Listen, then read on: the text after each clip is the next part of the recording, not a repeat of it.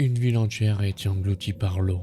Des créatures commencent à apparaître et les habitants deviennent fous.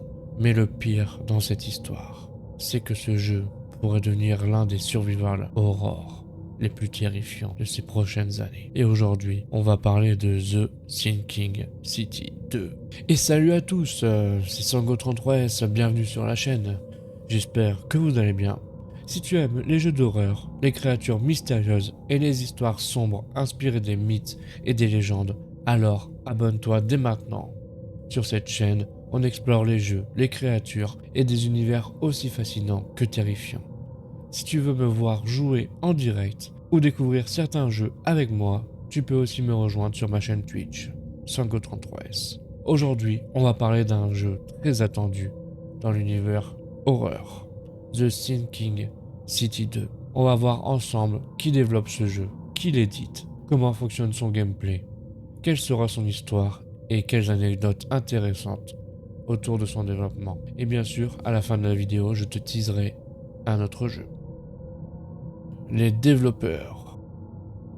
Le jeu est développé et édité par Studio Frogware, un studio ukrainien bien connu des joueurs pour des jeux d'enquête. Avant Sinking City, le studio s'est fait connaître grâce à la série de jeux Sherlock Holmes Chapter 1 et Sherlock Holmes The Awakened. Désolé pour mon anglais parce que voilà, comme d'hab. Ce jeu est réputé pour leurs enquêtes complexes et des histoires très travaillées. En 2019, Frogware a déjà sorti The Sinking City, un jeu d'enquête dans un univers inspiré de Lovecraft. Mais avec cette suite, le studio veut aller encore plus loin et changer une partie importante de l'expérience. Cette fois, l'objectif est de créer un véritable survival horror, beaucoup plus intense et beaucoup plus sombre que le premier jeu. Le gameplay. Dans Sinking City 2, le joueur devra survivre dans une ville en ruine, partiellement submergée par les eaux et envahie de créatures mystérieuses. Le gameplay mélange plusieurs éléments. Tout d'abord, l'exploration.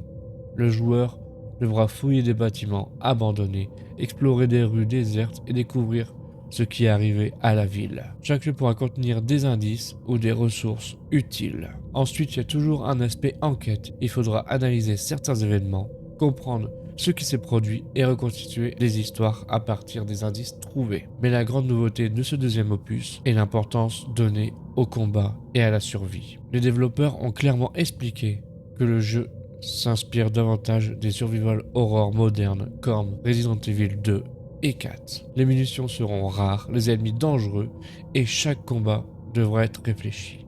Il ne sera pas toujours possible d'affronter les créatures. Parfois, la meilleure solution sera simplement de fuir. Les monstres présents dans le jeu s'inspirent directement de l'univers de Lovecraft. On peut donc s'attendre à des créatures difformes, des horreurs marines et des entités qui dépassent la compréhension humaine. Dans cet univers, la peur ne vient pas simplement des monstres, mais aussi de l'inconnu. L'histoire. L'histoire se déroule dans la ville fictive d'Arkham, et non, pas l'asile d'Arkham. Un lieu emblématique dans l'univers de Lovecraft. La ville est frappée par une catastrophe mystérieuse. Une immense inondation a transformé les rues en canaux et de nombreux quartiers sont désormais engloutis sous l'eau. Mais cette inondation n'est que le début des problèmes. Peu à peu, des créatures apparaissent dans la ville.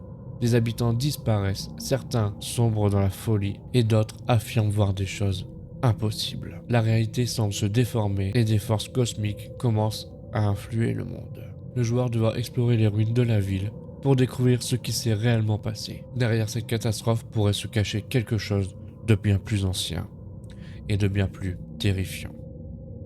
Anecdote. Le développement du jeu possède également une histoire assez particulière. Le studio Frogware est basé en Ukraine. Cela signifie que le développement de Sinking City 2 s'est déroulé dans des contextes très difficiles à cause de la guerre. Malgré cela, l'équipe a continué à travailler sur le projet. Pour aider au financement du jeu, le studio a même lancé une campagne Kickstarter afin de pouvoir continuer le développement tout en gardant une certaine indépendance. Une autre anecdote intéressante. Cela concerne la direction du jeu. Le premier Sinking City était surtout un jeu d'enquête, mais les développeurs ont remarqué que beaucoup de joueurs voulaient davantage d'action et d'horreur. C'était pour cette raison que le deuxième opus adopte une approche survival horror. Date de sortie et plateforme. Pour l'instant, la date de sortie exacte n'est pas encore confirmée. Cependant, le jeu devrait sortir autour de 2026. Il est prévu sur plusieurs plateformes modernes, notamment PS5, Xbox Series X et S et PC. Le jeu sera donc disponible uniquement sur les consoles de nouvelle génération. The Sinking City 2 s'annonce comme une expérience beaucoup plus sombre et intense que le premier jeu. Entre exploration, horreur cosmique et combat contre des créatures terrifiantes, la ville pourrait cacher des secrets bien plus effrayants que ce qu'on imagine. Alors dis-moi en commentaire, est-ce que tu as joué au premier jeu et est-ce que cette suite te donne envie de plonger dans cet univers? Si la vidéo t'a plu, pense à liker, à t'abonner et à activer la cloche pour ne pas rater les prochaines histoires. Dans la prochaine vidéo, on va parler d'un jeu cyberpunk extrêmement mystérieux. Le jeu annoncé il y a plusieurs années avec un style visuel incroyable qui a presque disparu des radars pendant longtemps. Un projet entouré de mystères. Et ce jeu, c'est The Last Night. Et crois-moi, son histoire de développement est presque aussi étrange que le jeu lui-même.